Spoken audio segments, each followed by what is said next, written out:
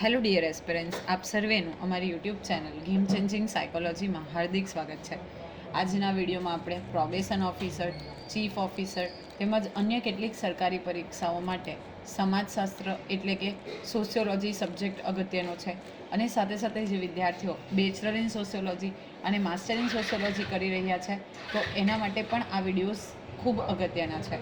આપ સૌ જાણો છો એ પ્રમાણે પ્રોબેશન ઓફિસરનો જે નવો સિલેબસ ડિક્લેર થયો છે એ અંતર્ગત 33 માર્ક્સ જેટલું વેઇટેજ આ સબ્જેક્ટને આપવામાં આવ્યું છે અને એ અંતર્ગત આપણે સમાજશાસ્ત્રની વિસ્તૃત ચર્ચા કરી રહ્યા છે અને પ્રકરણ નંબર જે 7 છે એટલે કે નવું પ્રકરણ ભારતીય સમાજની રચના અને તેનું વર્ગીકરણ, આ ચેપ્ટરનો આજે આપણે એક લાસ્ટ ટોપિક જે બાકી છે એ વિશેની ચર્ચા કરીશું અને પછીથી નેક્સ્ટ વિડીયોમાં આપણે ફરીથી નવા ચેપ્ટરની સાથે મળીશું.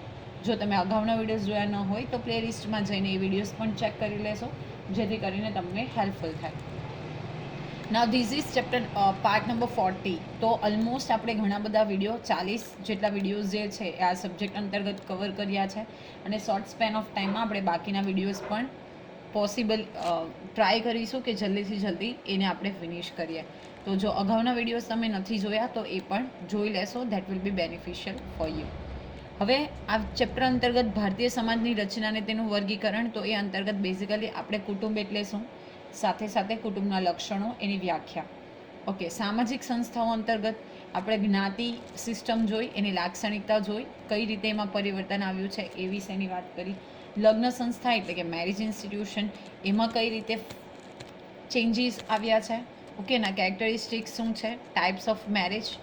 સાથે સાથે કુટુંબ, તો કુટુંબ એટલે શું, કુટુંબના પ્રકારો, એના લક્ષણો અને હાલમાં કુટુંબમાં કઈ રીતે ફેરફાર આવ્યા છે. તો આ બધી જ વસ્તુઓનો આપણે સવિસ્તાર અભ્યાસ કર્યો છે.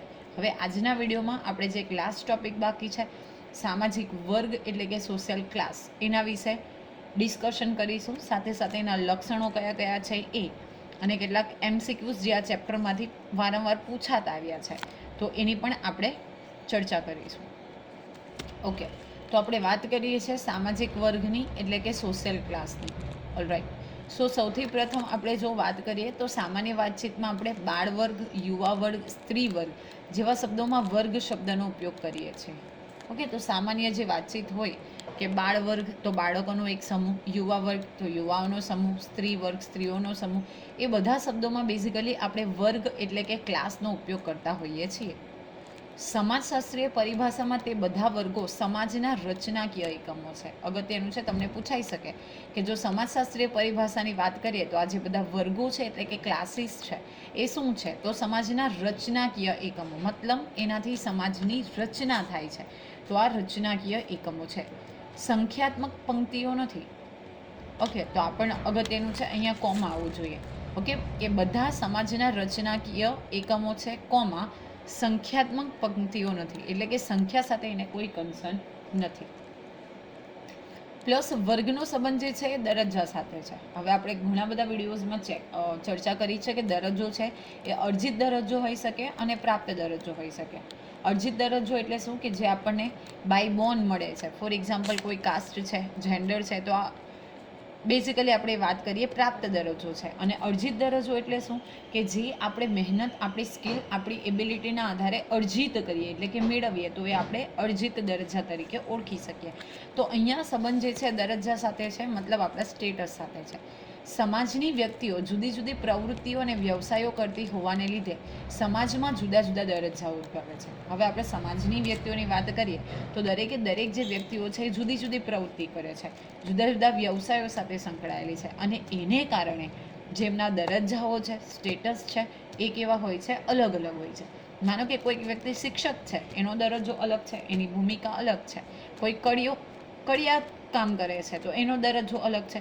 કોઈ ડ્રાઈવર તરીકે કામ કરે છે, કોઈ પ્રોફેસર છે, કોઈ ડૉક્ટર છે, કોઈ વકીલ છે. તો અલગ અલગ વ્યવસાયો કરતા હોવાને કારણે દરેકે દરેક વ્યક્તિઓનો જે દરજ્જો છે, સ્ટેટસ છે, એ પણ કેવું છે, અલગ અલગ છે. સાથે દરજ્જાના આધારે એને જે રજૂ કરવાની એટલે કે એને જે કરવાની ભૂમિકાઓ છે, રોલ જે પ્લે કરવાનો છે, તો એ પણ અલગ અલગ છે. આવા જુદા જુદા વ્યાવસાયિક દરજ્જાઓનું એકબીજાની તુલનામાં મૂલ્યાંકન થતું હોય છે અને તેમાંથી વર્ગો ઉદ્ભવે છે. હવે શું થાય છે કે આ જે દરજ્જાઓ છે જુદા જુદા, એને આપણે એકબીજા સાથે કમ્પેરિઝન કરીએ, તુલના કરીએ, તો એને આધારે એમાંથી શું થાય છે, તો વર્ગો એટલે કે જે ક્લાસ છે એ ક્રિએટ થાય છે. તો સૌપ્રથમ આપણે વાત કરીએ વર્ગના અર્થની. તો દરેક સામાજિક વર્ગ દરજ્જાઓનું બનેલું જૂથ છે.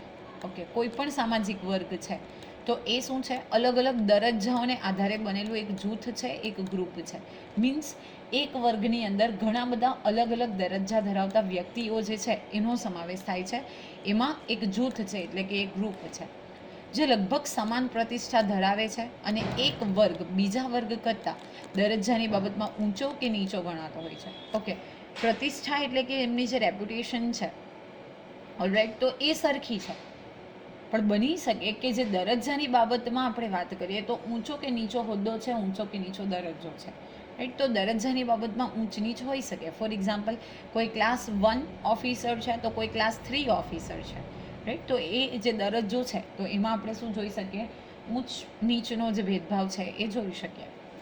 મેકાઈવર અને પેજ જણાવે છે કે સામાજિક વર્ગ સમાજનો એક એવો ભાગ છે જે સમાજના બીજા ભાગોથી દરજ્જાના સંદર્ભમાં જુદો પડે છે.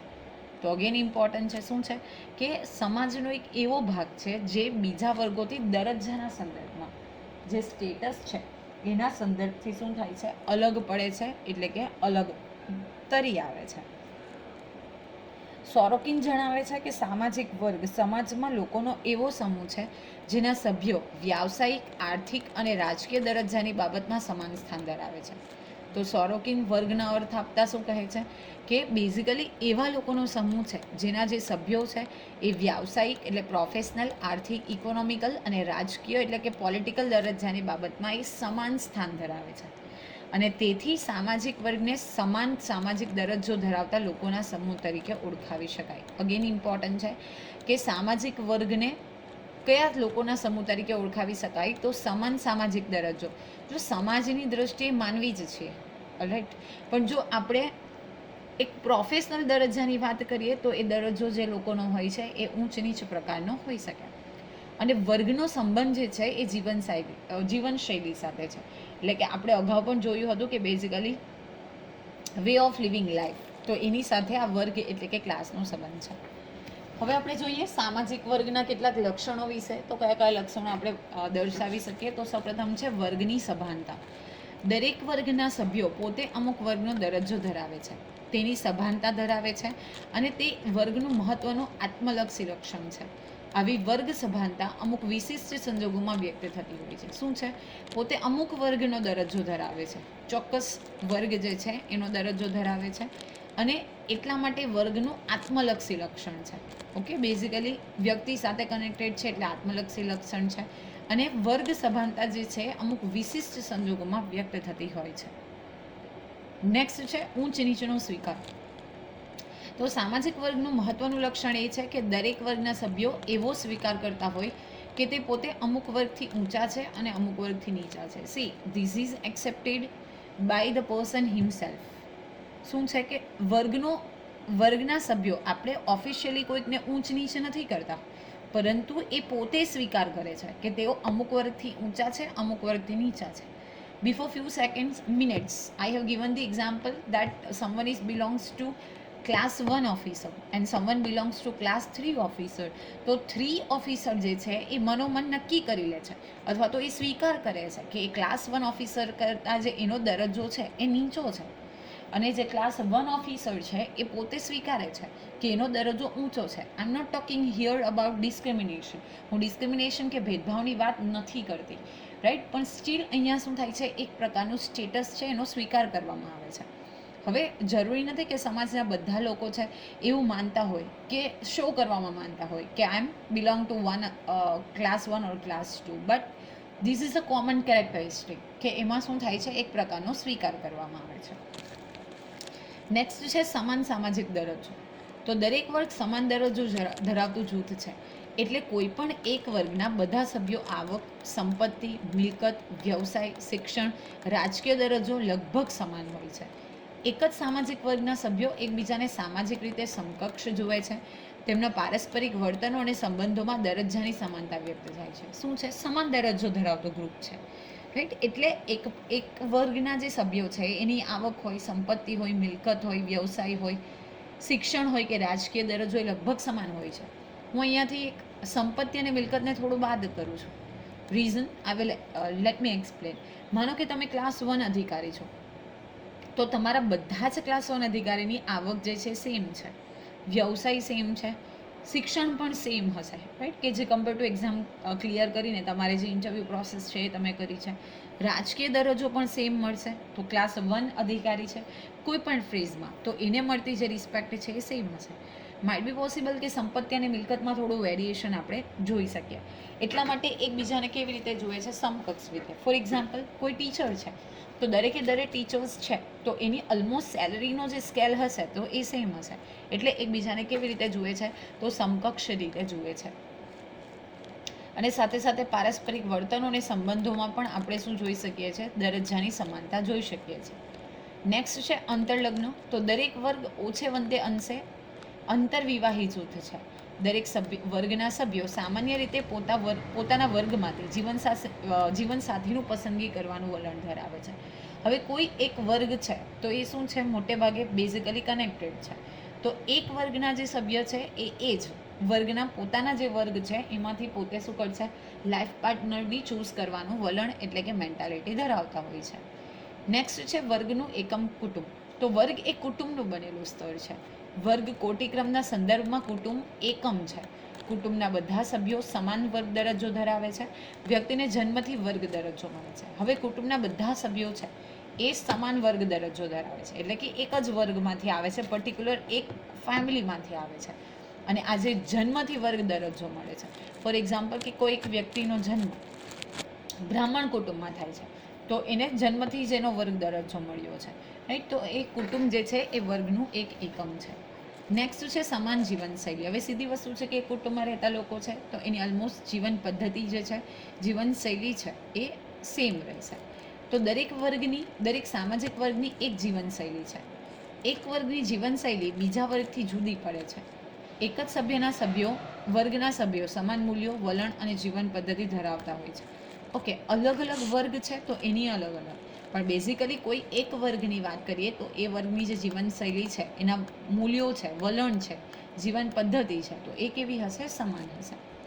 જીવનશૈલી એ વ્યાપક ખ્યાલ છે, એટલે કે બ્રોડ કોન્સેપ્ટ છે, જેમાં મકાન, વ્યવસાય, જીવન કાર્ય, મનોરંજનના સાધનો જેવી અનેકવિધ બાબતોનો સમાવેશ થાય છે. હવે આપણી જીવનશૈલી અગાઉ પણ ડિસ્કશન કર્યું હતું કે this is a very broad concept. તમે કેવી રીતે લાઈફ સ્પેન્ડ કરો છો તો એની ઉપર તમારી જીવનશૈલી ડિપેન્ડ કરે છે. ફોર એક્ઝામ્પલ, આપણી જે જીવનશૈલી છે કોમન પર્સન તરીકેની છે, એની સામે કોઈ ફોર એક્ઝામ્પલ અંબાણી ફેમિલીની વાત કરીએ તો એ લોકોની જે જીવનશૈલી છે એ એરિસ્ટોક્રેટિક પ્રકારની છે. તો એમનું મકાન, વ્યવસાય, જીવન કાર્ય, મનોરંજન, આ બધી જ વસ્તુઓમાં આપણે શું જોઈ શકીએ છીએ? ચેન્જીસ, વેરિએશન્સ જોઈ શકીએ છીએ. કોઈ પણ એક વર્ગના સભ્યો આ બધી બાબતોમાં સમાનતા ધરાવે છે. હવે વર્ગ કોઈ એક છે તો એમાં શું થશે? આપણે એ બાબતમાં સમાનતા જોઈ શકીએ. નેક્સ્ટ છે સ્વયંજનિત. તો સામાજિક વર્ગ સ્વયંજનિત જૂથ છે, એટલે કે સ્વયં બનેલું જૂથ છે.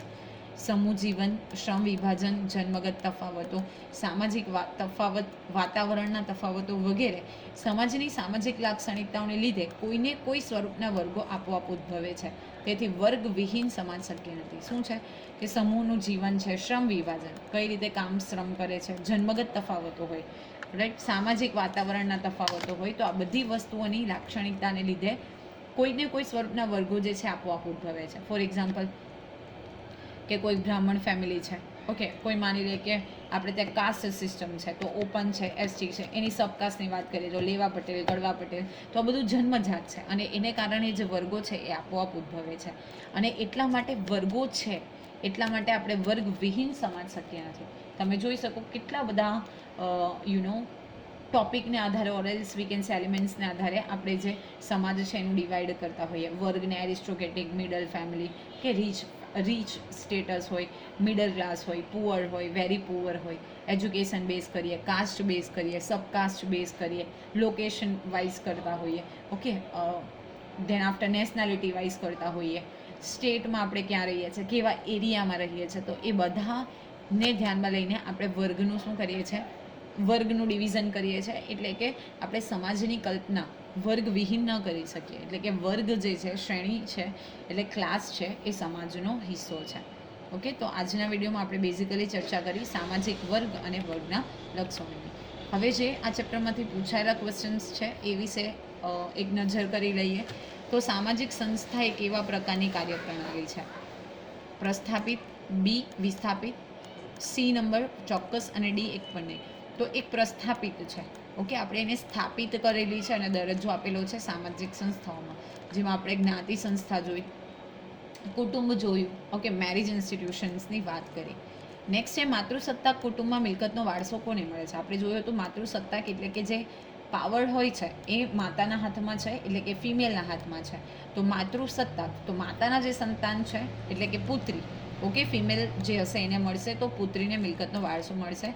પુત્ર અને પુત્રી બંને અને એક પણ નહીં. So B, C and D will be the wrong answer. Here the correct answer will be પુત્રીને મળે છે. પ્લસ આપણે જોયું હતું કે મેરેજ પછી જે છોકરો છે, મતલબ કે જે ફિમેલ છે, એનો હસબન્ડ છે, ક્યાં રહેવા આવશે, તો એના સાસરે, એટલે કે જે માતા છે એટલે કે પુત્રી છે, તો એના પિયરમાં રહેવા આવશે. પિતૃસત્તાકમાં એની ઓપોઝિટ હતું કે મિલકતનો વારસો પુત્રને મળે છે, પ્લસ એની જે વાઈફ હોય એટલે કે પુત્રની વાઈફ, તો એણે માતાનું ઘર છોડીને, એના પિતાનું ઘર છોડીને ઇનલોઝના ઘરે રહેવા આવવું પડે. વિભક્ત કુટુંબમાં કુટુંબના નિર્ણયો કેવી રીતે લેવાય છે. હા, પ્લસ ઓર એક પોઈન્ટની ડિસ્કશન કર્યું હતું કે જે માતૃસત્તાક ફેમિલીમાં જે ફિમેલ ઓરિએન્ટેડ હોય, રાઈટ, એટલે જે નિર્ણયો લેવામાં આવે એ જે ફિમેલ દ્વારા લેવામાં આવશે, that will be final. Next question છે વિભક્ત કુટુંબમાં કુટુંબના નિર્ણયો કેવી રીતે લેવાય છે. તો વિભક્ત કુટુંબ એટલે કે સેપરેટ ફેમિલી, એની ઓપોઝિટમાં આપણે જોયું હતું સંયુક્ત ફેમિલી એટલે કે જોઈન્ટ ફેમિલી. તો એક પક્ષીય રીતે સર્વસંમતિથી કુટુંબના વડા દ્વારા અને માતા દ્વારા. ઓકે, તો એક પક્ષીય રીતે આ આન્સર નહીં આવે. કુટુંબના વડા, આ બંને જો ઓપ્શન છે બેઝિકલી એ સંયુક્ત કુટુંબ સાથે સંકળાયેલા છે. હવે વિભક્ત કુટુંબ એટલે નાનું કુટુંબ છે. આપણે જોયું હતું કે માતા પિતા અને એના અપરિણિત જે સંતાનો છે એનો સમાવેશ થાય છે. તો કોઈ પણ નિર્ણય લેવાનો હોય છે તો જે ફેમિલીઝના મેમ્બર છે દરેકની સર્વસંમતિ લેવામાં આવે છે. So here the correct answer will be B. સર્વસંમતિથી નિર્ણયો લેવાય છે ને એટલા માટે બેઝિકલી જે થિંકિંગ કોન્ફ્લિક્ટ જોવા નથી મળતો. દરેકના નિર્ણયોને, દરેકના વિચારોને પ્રાધાન્ય આપવામાં આવે છે. નેક્સ્ટ છે સ્પેશિયલ મેરેજ એક્ટ કઈ સાલમાં ઘડાયો છે. 1954, 1956, 1958 and 1961. So here the correct answer is option number A. 1954ની અંદર આ જે સ્પેશિયલ મેરેજ એક્ટ છે એ ઘડાયો હતો. તો આશા રાખું છું કે આજના વિડીયોમાં તમને સમજ પડી હશે. વિડીયો પસંદ પડે તો વિડીયોને લાઇક કરી અને શેર કરવાનું ભૂલશો નહીં. અને આવા જ વધુ વિડીયોની અપડેટ્સ મેળવવા માટે even you can subscribe our YouTube channel game changing psychology. Thank you for watching the video. Have a nice day.